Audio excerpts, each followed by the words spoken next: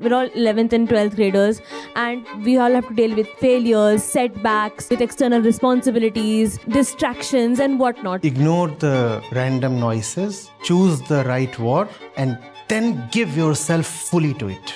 You cannot have a war on 1,000 fronts. You have to ignore the 999 trivial fronts.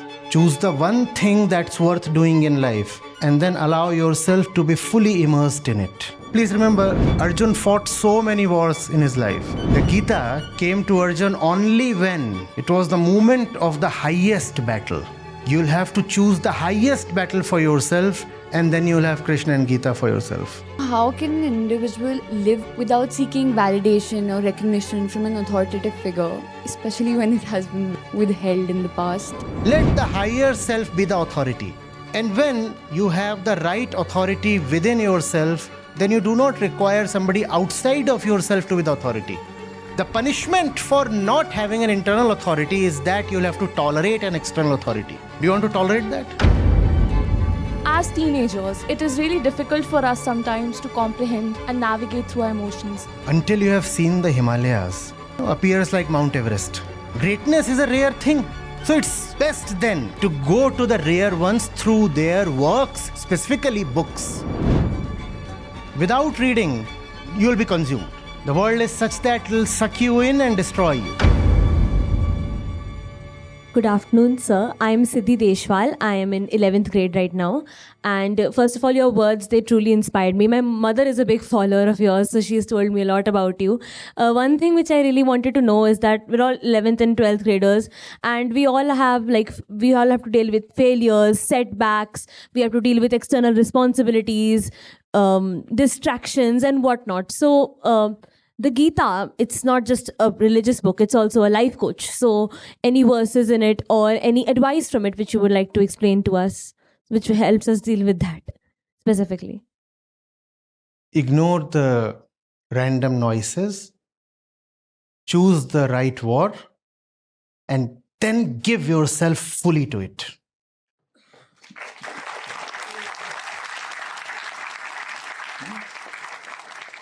There would be random provocations, insinuations, stimulations, something pricks from here, somebody pokes from there. All those petty things are to be ignored. And then you'll be in a position to pick only the right war for yourself. The right war, that's all. You cannot have a war on 1,000 fronts. That's not possible. You have to ignore the 999 trivial fronts.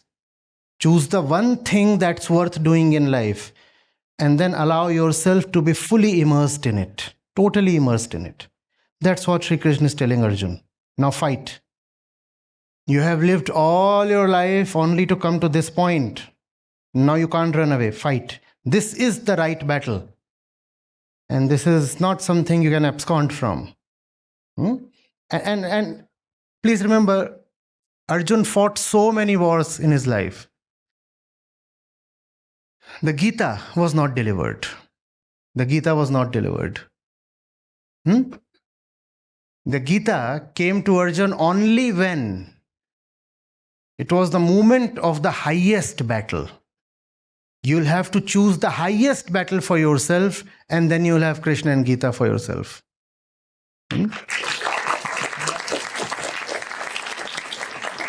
If you are involved in all kinds of trivial engagements, locking horns with this one, brushing shoulders against that one, getting irritated by that one. Oh, that one rubbed me the wrong way. The Gita is not for these things.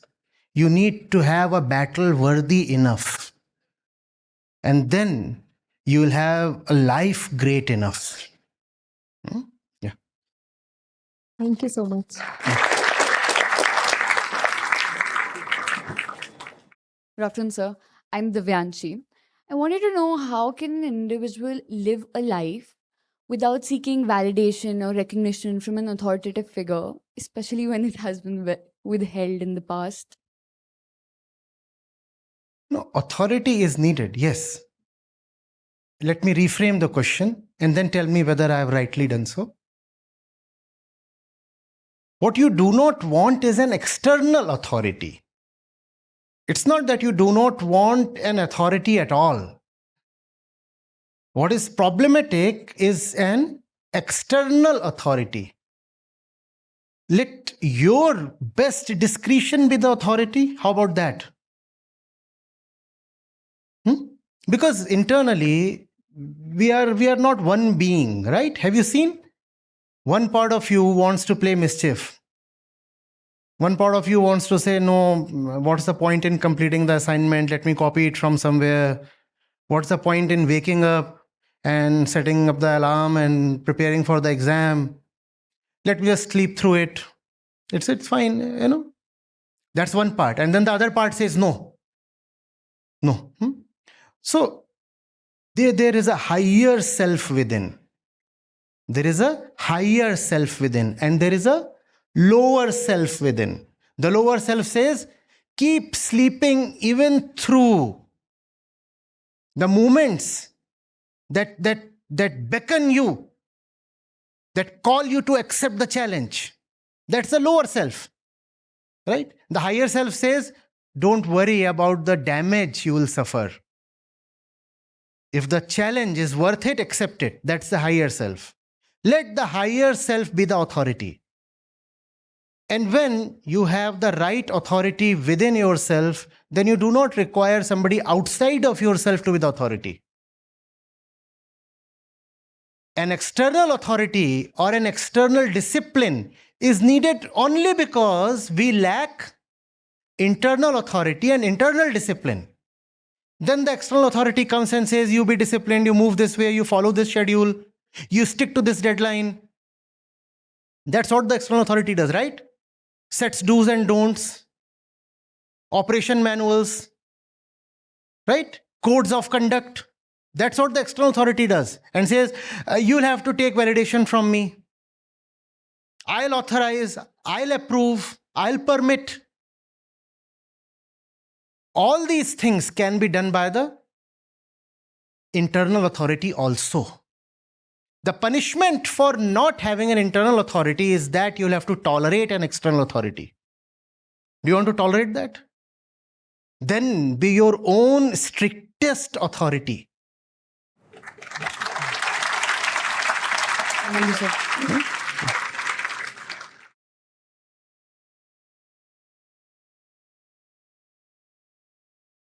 You see, there are two kinds of people. One, those who are not doing what they should. Those who are not doing what they should. And when the external authority chastises them, or reminds them, occasionally rebukes them, then they feel angry at the external authority. Now, you were not doing what you should anyway be doing. And somebody comes and tells you, this is what you must be doing. This is in your own interest. If you do this, you'll be a better person. And who do you get angry at? The external one. This is one kind of. The other kind, I'm not doing what I should. And the external one comes and reminds me, or admonishes me. I get angry at myself and I feel gratitude for him. The situation is inverted now. Do you understand that? I get angry at myself. Why did I have to bring it to a point where somebody else had to get in and remind me? This is something that I should be doing on my own. Why do I need an external authority? And if the external authority had to step in, that's not a fault of that authority. That's my fault. Because I should have been doing without needing any reminders, without needing any stimulation, without needing any encouragement to do what I must. But most of us lack this mustness in life. All we have is petty desires or flow of the past, flow of habits. I've not been doing this since 2 years, so I won't do this today either. That doesn't even sound good. How can it feel good while doing? So when you find yourself being disciplined by an external authority, ask yourself, what did I do to deserve this? Don't get angry at that one. In fact, thank that one. And that source, that authority deserves to be thanked, because that one has come to tell you what you must do. So thank that one, but internally make a promise to yourself. Next time I should not need this person. This time he had to step in and I duly thanked him or her, whatever. Right? This time this fellow had to intervene and I thank him for that. But I commit to myself that next time I will not need this person. If it's my life, then it's my responsibility. If it's my life, then I have to be the authority. I'll be the king and the queen of my life because it's my life. Why should I need somebody to discipline me? Right? Yeah.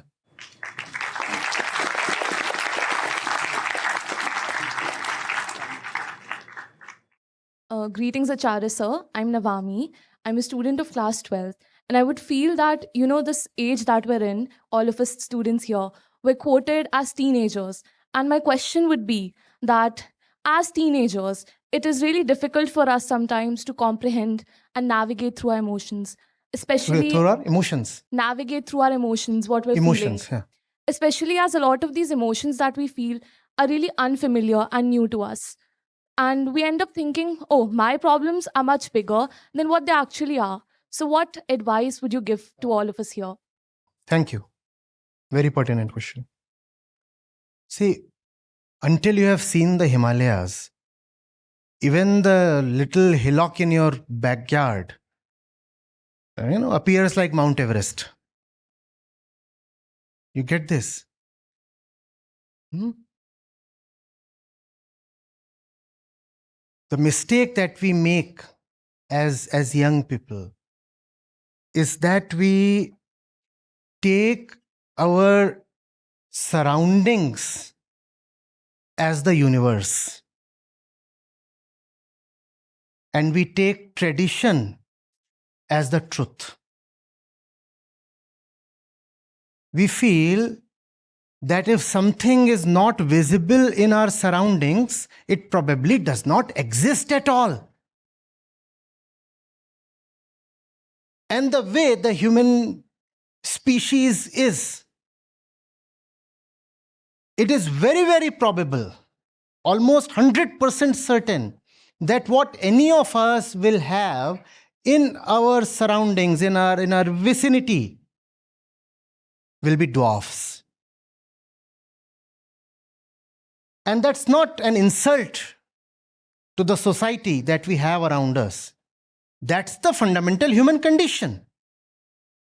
That's the fundamental human condition. We are all born probably to be mediocre. Greatness is a rare thing. Greatness has to be earned. And very few people display the commitment to rise to greatness. Consequently, what you will usually find yourself amidst is a large number of very small people. What you'll usually find all around you is a large number of small people. And the mistake that you make is that you start thinking that what's near you is universal. So you have somebody around you, and for this person, and this fellow is a senior, you are 15 or 17 or 18, a teenager, and this fellow could be 40 or 60. He appears experienced, respectable. And you're seeing that even for this fellow, some petty matter becomes huge. And he is totally engaged with it, totally consumed by it. So what do you start thinking? You start thinking that this petty thing is indeed something so significant, something so colossal, that it deserves this kind of consideration and attention. Because that's what you find people doing all around you. Are you getting it? No. We said greatness is rare. So go to the rare ones. And those rare ones, by definition, will be rarely found around you.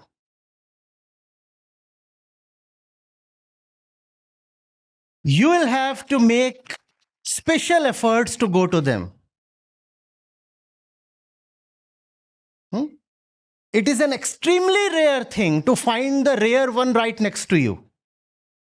And that rare event should actually not happen, because when the rare one is right next to you, then for you, he ceases to be rare. And then you turn kind of indifferent or even contemptuous. You say, he's right here. How can he be the rare one? So it's best then to go to the rare ones through their works, specifically books.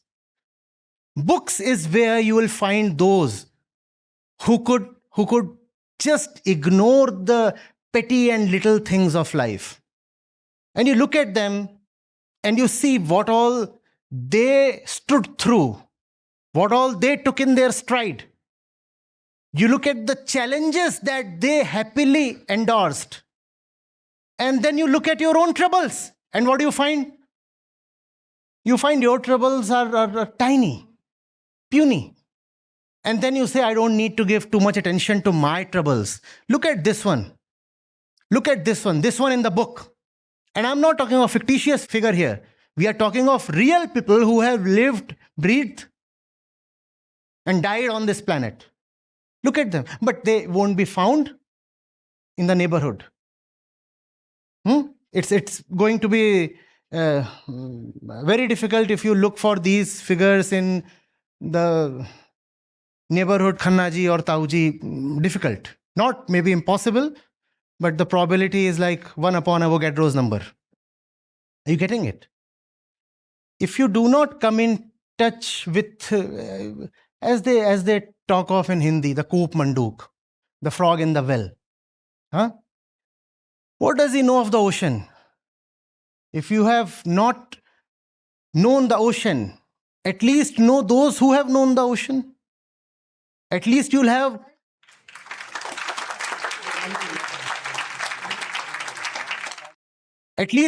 some idea of the ocean, and that will maybe encourage you to leave your own little well one day and move towards the ocean. Otherwise, the petty affairs of the little well will consume you totally. And that's a grave danger. All these little petty things of daily life. Getting it? I have to buy a new shirt. The vehicle is to be serviced. I'm not saying these things must not be done.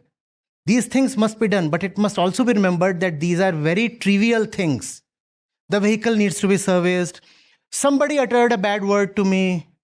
Some wedding is approaching, so I must get new clothes for myself. I didn't get enough likes on my last Insta post. Nothing is enough. Nothing is enough.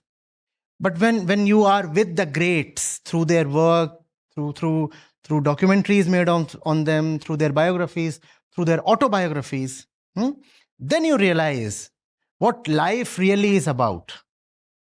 Then you feel like standing in front of the real Mount Everest and saying, "Lie, here is where the earth meets the sky." Yes, without reading, you will be consumed. The world is such that it will suck you in and destroy you.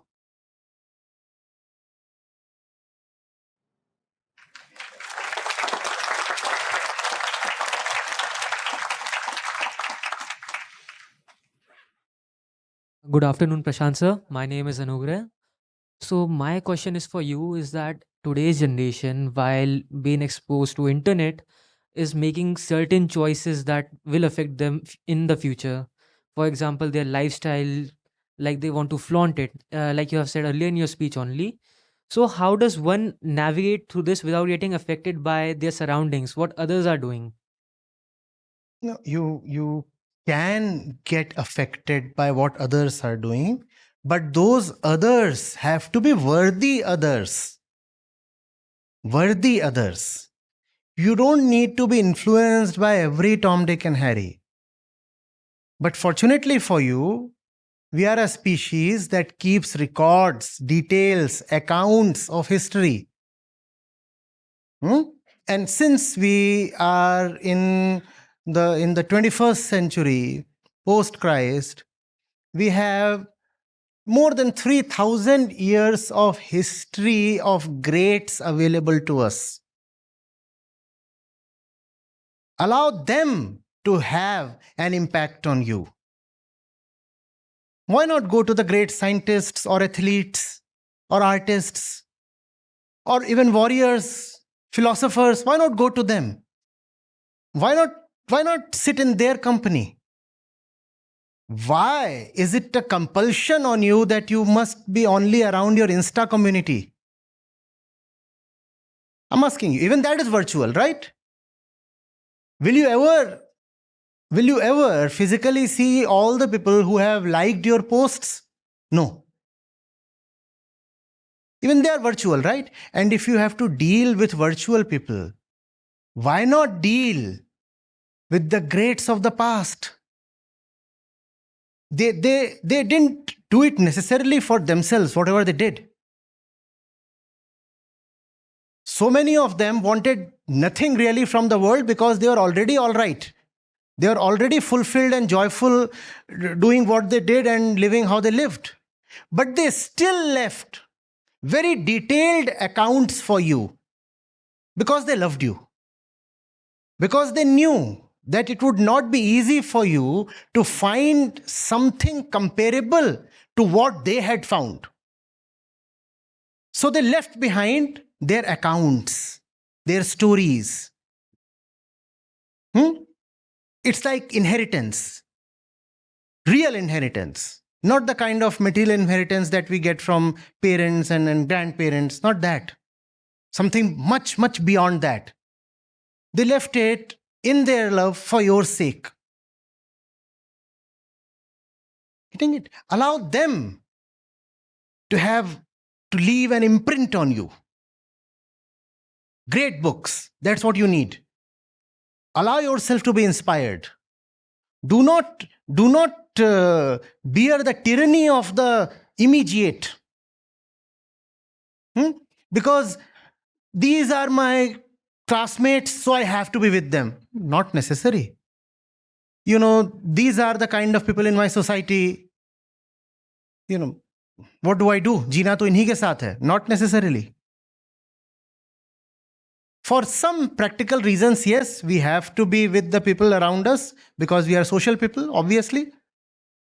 But then internally, you can choose to be in your own elevated world. Getting it? Externally, maybe you'll be sitting with your immediate surroundings. Yes. Externally, sometimes that is unavoidable. But internally, you can be in very noble, very august company. Let that happen. I use the word tyranny. Why should the external be compulsorily allowed to become internal? Why should the external be allowed to dictate the environment within? Outside of me, there might be all noisy people, all petty people, all selfish people. But why should I allow them to penetrate my heart and occupy a very central position here? No. Yes, you can keep sitting outside. I'm just a student, class 11th, class 12th. I don't have much resistance to offer when it comes to the external situation, but my internal situation will be my own decision. This internal province, I will be the king. And I choose to raise this internal thing to a high point. Even if all around me is chaos and noise and littleness and meanness, yet see who I am really with. I am really with someone. Yeah, that's one of the probably the only ways possible. Because getting great company of living people may take time. It's not impossible, but it's not always easy. It may take time. You don't need to wait till then. Give yourself the right books. Okay? Yeah.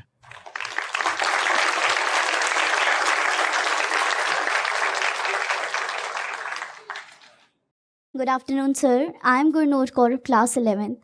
First of all, your words have provided enlightenment about success and a lot more things I feel not only to me, but each one of us sitting over here. As you mentioned earlier, that there are a lot of distractions, particularly at this age, like social media nowadays and constant comparison. Also, the temptations to opt for shortcuts. So, precisely, my question to you is that how should we train our mind to focus on what truly matters? By knowing what truly matters. See, the thing with that which truly matters, the thing with that is that once you know it, you cannot ignore it. So just knowing it is sufficient.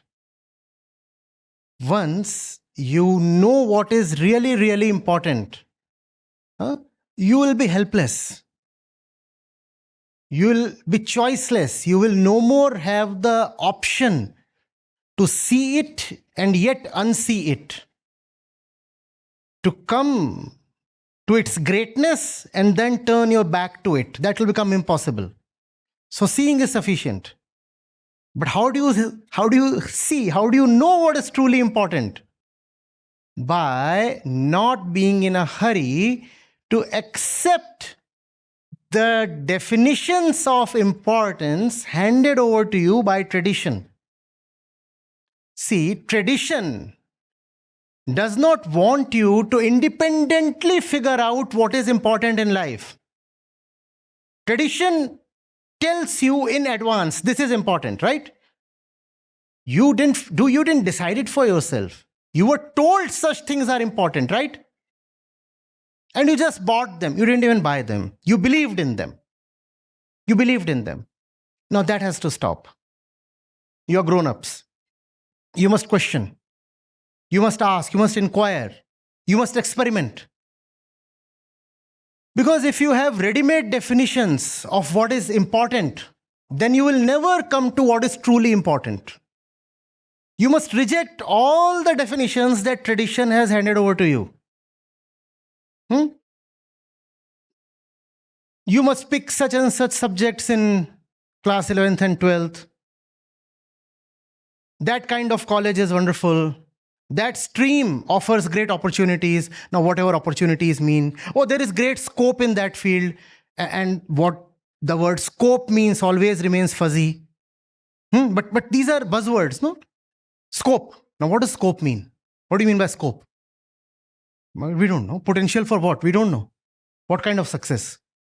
Now you have reached this age. Now you must start thinking of getting married. And once you are married, you must start thinking of having kids. And then one kid does not suffice. You must have another one. All these things are very important. You are now 35 and you still don't have a house of your own. Where is the house loan? Where are the EMIs? Why is your car so small?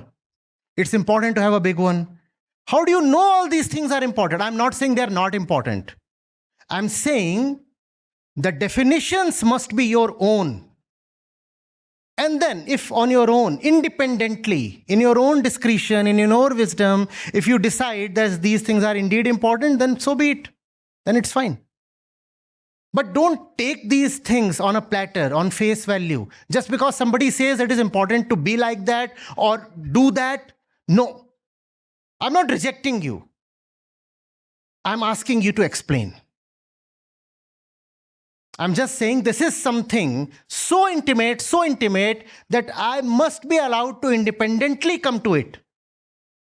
These are not things that one person can decide for another.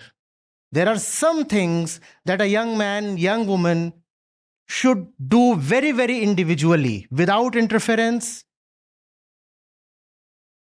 without fear, and without the burden of tradition. In many things, we can accept rules made by others, right? For example, on the road, traffic rules. You don't need to be a rebel there. You don't need to say, I'll drive wrong side because that's my individuality. Or I'll drive only in reverse gear. Because who are you to tell me the rules? My life, my rules, and I drive in the reverse. No, that's stupid. When it comes to small things, external things, then we can accept rules made by others. That's fine. That's fine. I didn't decide the dimensions of this stage, and I'm okay with it. Fine. And there have been smaller stages, and there have been stages that are 5 times this width. That's fine. These are small things. I don't need to worry about these things, right? But I'll be very, very particular that the content is very individual. That what I'm saying to you, our relationship here is very intimate. Nobody can decide what I'm going to say to you, because this is not something somebody should interfere in.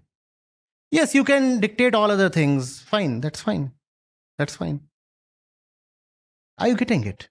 And when you are able to independently inquire into what's really important, the first thing that happens is a lot of unimportant things, they disappear from life. A fresh space gets revealed because the nonsense is now out. That this nonsense was never being revealed as nonsense. This nonsense was being touted as some of the most important things in life. Oh, you must look pretty as a girl. That's very important. That's very important. Why don't you look pretty or dainty or attractive? Are you getting it? You must ask, why must I? No, I'm not rejecting. I'm inquiring. Why must I? Who am I? What is meant by attraction? What is meant by attractiveness? When these kind of things, they are out of the window, then there is space for the truly important to reveal itself. As long as, please note this, your mind is cluttered with trivia, the really important thing will remain buried beneath the trivia.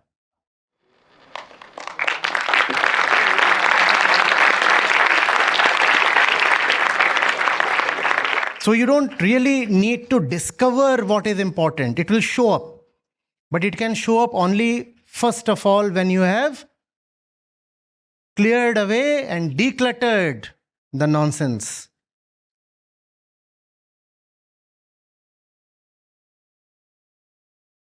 Rejection is important, very important. And if your age, you cannot inquire, question, reject, then what's the point?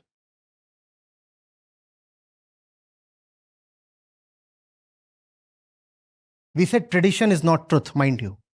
Huh? So, first off, everything that you've said today, that has truly changed my way of thinking in some way. And my follow-up question would be that we just talked about tradition not being the truth and all the buzzwords that are thrown at us. So I feel that in today's world, there are a lot of students, a lot of brilliant young minds who do try to rise above it. But somewhere or another, there is this notion that the one who goes against tradition, the one who tries to defy it, is somehow the one in the wrong. So how does one truly rise above this tradition? No, let that notion be there. On the outside, there are other people who carry that notion. Why must you carry that notion? You may, or somebody here may, or many people here may carry the notion that somebody wearing a yellow blazer is stupid. That's fine. That is your notion, not mine. Are you getting it? People are free to carry whatever the notions they can. People carry all kinds of weird notions. Let them carry their notions. As long as it exists outside of you, you're all right. It's like the virus, the coronavirus. Let it be there. Everything has a place under the sun. All these pathogens have been existing in jungles and their own native places since the beginning of time. Let them exist there. If a virus exists in the jungle, in the bat, how does it trouble you? The problem is when you allow it to enter your interiors. Don't give it access. This has to be your sacred spot. Your mind has to be your temple. Not all thoughts, no random ideas can be given access to this place. This is what is sacredness.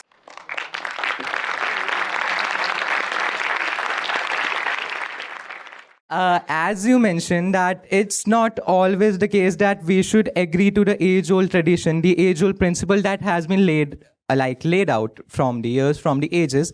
But on the other hand, we see that we can rely on thinkers, from the people, from historical instances that have done something great at their time. But we see that every era, every situation has different circumstances, and it's not like that we can always rely on the principles that were laid out at that time. So I just want to know that how can we tune in their message, their principles, the ideals that they lived up to? They never give you do's and don'ts. Typically, a great one will not give you principles. The great one is great because he inspires you with his struggles. He does not impose his principles on you. What you will find in his or her life is a lot of relentless inquiry and living up to challenges. It is not the job or characteristic of the great one to impose his thoughts or ideas on somebody else, especially the coming generations. That's not what the great one is ever going to do. For example, Gita, somebody talked of. The Gita is not an idea. The Gita does not consist of a set of principles. There is ruthless, raw questioning involved there. And the Gita exhorts you to ask questions, similar questions. Are you getting it? Your question is, why must I accept the answers that are coming from another century? What I'm saying is, if those things are coming from the greats, they will not be in the shape of answers. Rather, they'll be in the shape of questions. They'll tell you not to accept easy answers. That's what the greats tell you. Thanks a lot.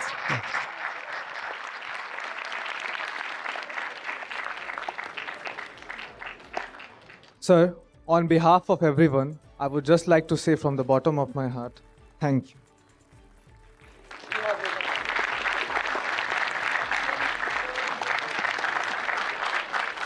We have benefited immensely from what we have received from today, sir.